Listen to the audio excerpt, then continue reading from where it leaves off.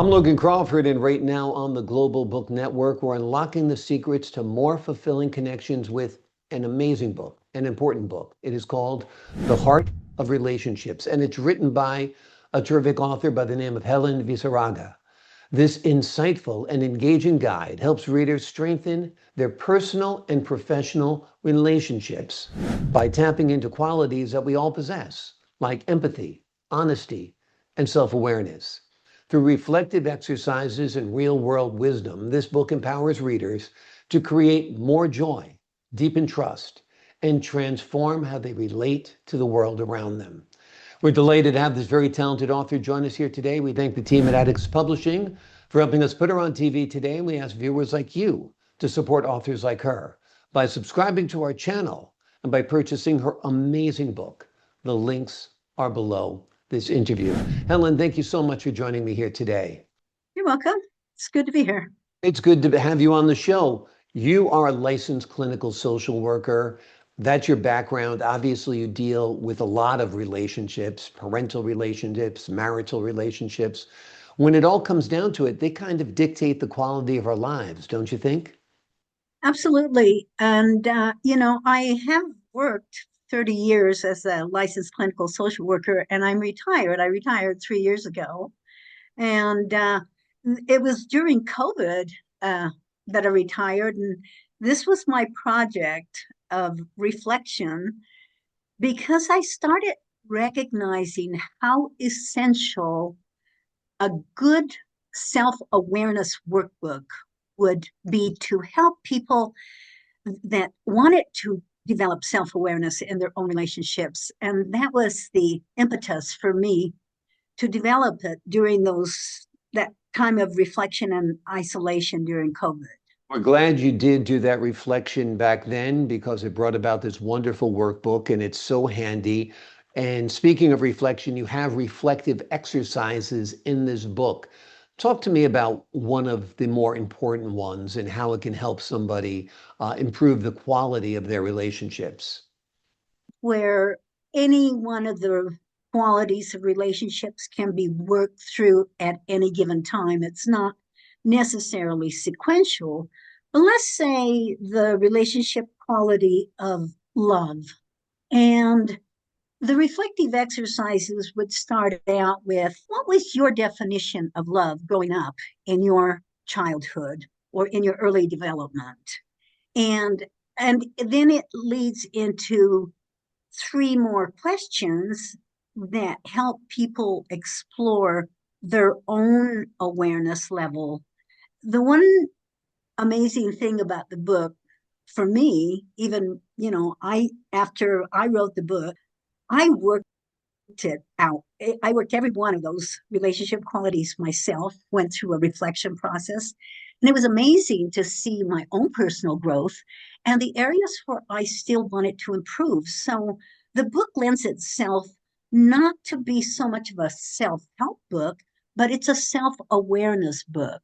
And I thought when I was a therapist, I wish I would have had a book like this because I had many clients that came in every week or every 2 weeks. And, I gave them books that I knew were available on the market to read and gave them assignments. But this book actually is such an incredible tool for practitioners and for businesses. If you want to really help individuals develop their capacity and improve their capacity to build healthy relationships, because the relationship that's most important is the relationship with yourself.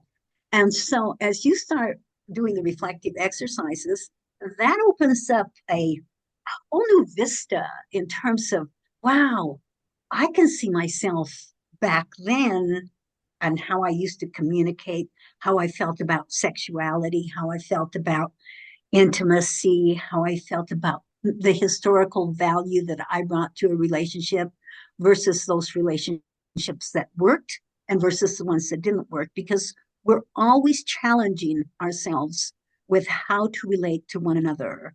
And in our world today, we put a lot of energy into developing ourselves physically, mentally, academically, professionally, but rarely do we take the time in our busy schedules to develop ourselves relationally. And that book allows people to take 10, 15 minutes a day. You could start in the morning or at night or whatever, but applying that process to yourself in terms of your own self reflection.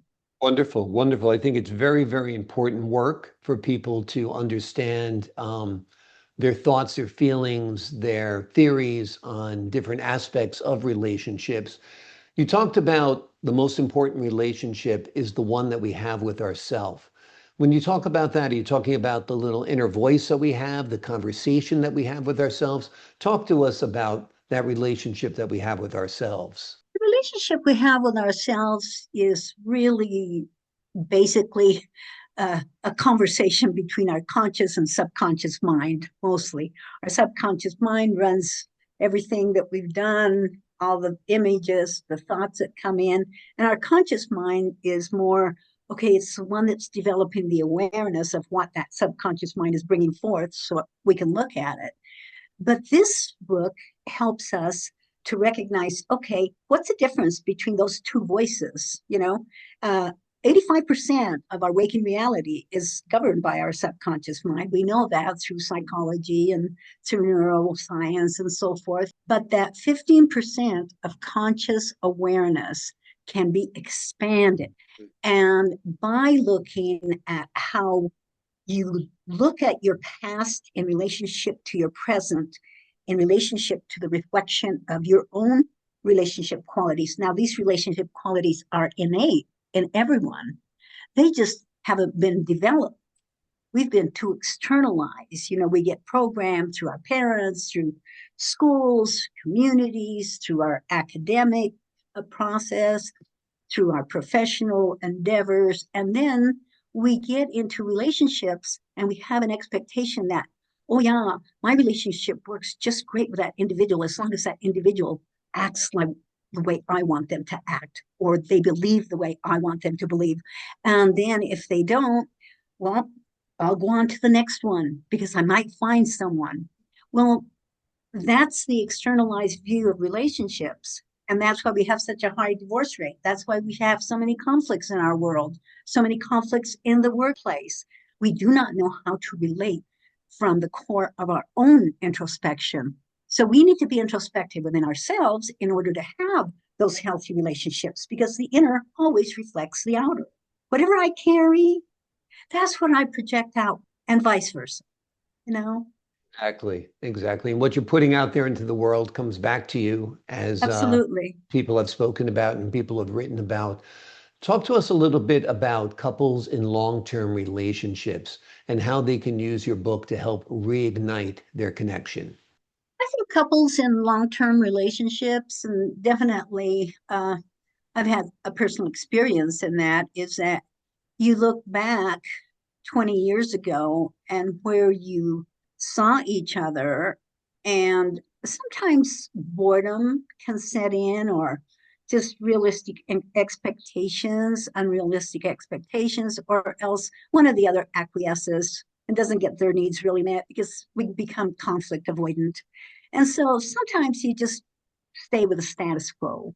And so the intimacy, the excitement, the inspiration, and the connectedness of going through a long-term relationship and accepting aging and the changes in our bodies and the changes with if we have children, how we manage those aspects of our life, all of the things that involve you, the person, sometimes are externalized to where you really lose connection and you just go along with, okay, this is what I'm supposed to do, rather than what I really, really want to do. So, for people in long term relationships to be able to get together and say, let's strengthen our relationship, let's share in this experience together.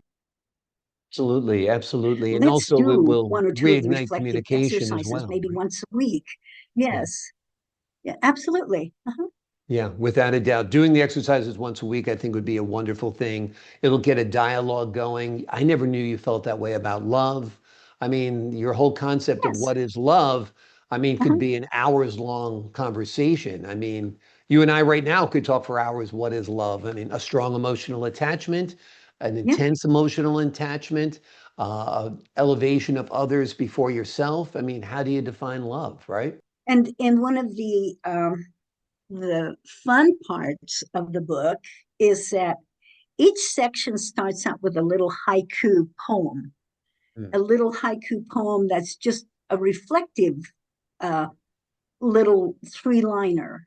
And like for instance, just in that section of love, the haiku starts out, and then you contemplate that, and then there's a little bit of prose that gives you an interpretation, and it kind of sets a very simplified opening to be able to, oh, okay, let me just relax with this, contemplate on this little three-line haiku and this prose that's presented. And what does that mean to me? And then look at the reflective exercises. I've done this with my daughter. My daughter is 54, and she started working the book. And we started sharing our experiences back and forth together.